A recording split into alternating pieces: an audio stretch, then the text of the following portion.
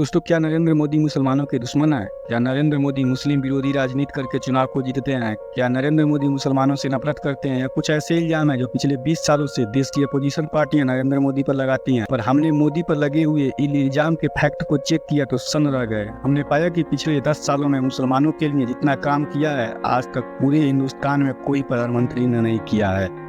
हमने एक एक सरकारी स्कीम के आंकड़े निकाले, इसका फायदा उठाने वालों की लिस्ट देखी और हम ये देखकर हैरान रह गए कि मोदी सरकार के समय चलाई गई वेलफेयर स्कीम का सबसे ज्यादा फायदा मुसलमानों को हुआ।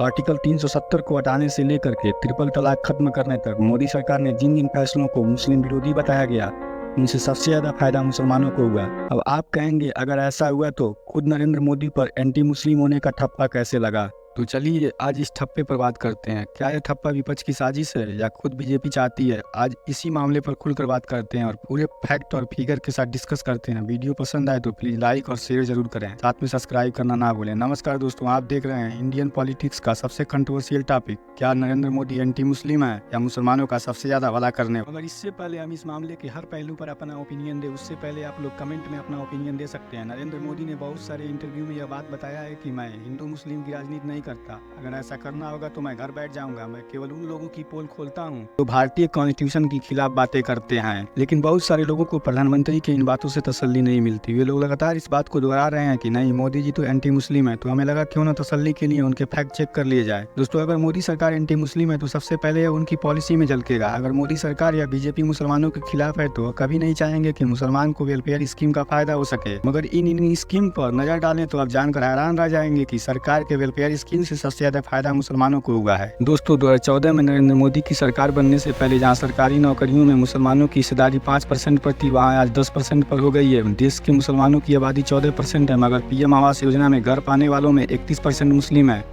किसान सम्मान निधि में जिनको पैसा मिलता है उनमें 33% मुसलमान है। मुद्रा योजना में जिन लोगों को पैसा दिया जाता है उनमें भी 36% मुसलमान है। वह मोदी सरकार ही थी जिसने सऊदीया सरकार से रिक्वेस्ट करके हज का कोटा बनवाया और उस पर लगने वाले जीएसटी को 18% से कम करके 5% पर कर दिया। इसके अलावा मोदी सरकार ने उड़ान योजना चलाई, जिसमें मुस्लिम बच्चों को कॉम्पिटिटिव एग्जाम के लिए फ्री कोचिंग कराई जाती है और तैयारी करने वाले बच्चों को 1500 से 3000 रुपए तक दिए जाते हैं। मोदी सरकार के इस तरह के स्कॉलरशिप के जरिए 2000 करोड़ रुपए मुस्लिम छात्रों को दिए जा चुके। इसके अलावा मोदी सरकार के शादी शगुन योजना के तहत ग्रेजुएशन करने वाली मुस्लिम लड़की को 51,000 रुपए दिए। सरकार की ईडी योजना में 5 करोड़ मुस्लिम छात्र छात्राओं को प्रधानमंत्री छात्रवृत्ति दी जाती है।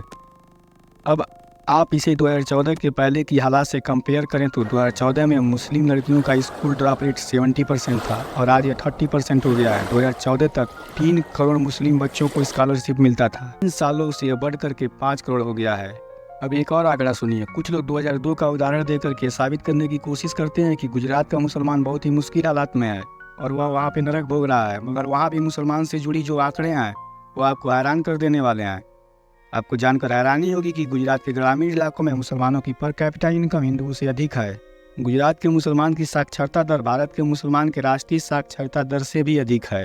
अब इसका कंपेरिजन आप उस बंगाल से करें जहाँ कभी बीजेपी रही ही ना हो। पिछले 50 सालों में टीएमसी और लेफ्ट पार्टियों ने रूल किया है तो उसे भी देख लिया जाए। बंगाल में मुसलमानों की आर्थिक स्थिति बंगाल के सभी कम्युनिटियों से खराब है। पीरियोडिक लेबर फोर्स सर्वे के हिसाब से सिर्फ 13% मुस्लिम के पास सैलरी पेड जॉब है कि भारत में यह आंकड़ा 22 पर है। और तो और जो बंगाल का मुसलमान है वह भारत के मुसलमान से 25 से 30% कम कमाता है। अभी तक हमने आपको मोदी सरकार या बीजेपी के उन फैसलों के बारे में बताया जिससे सीधे तौर पर मुसलमानों का फायदा हुआ है। अब मोदी सरकार के उन कदमों के बारे में बात करते हैं।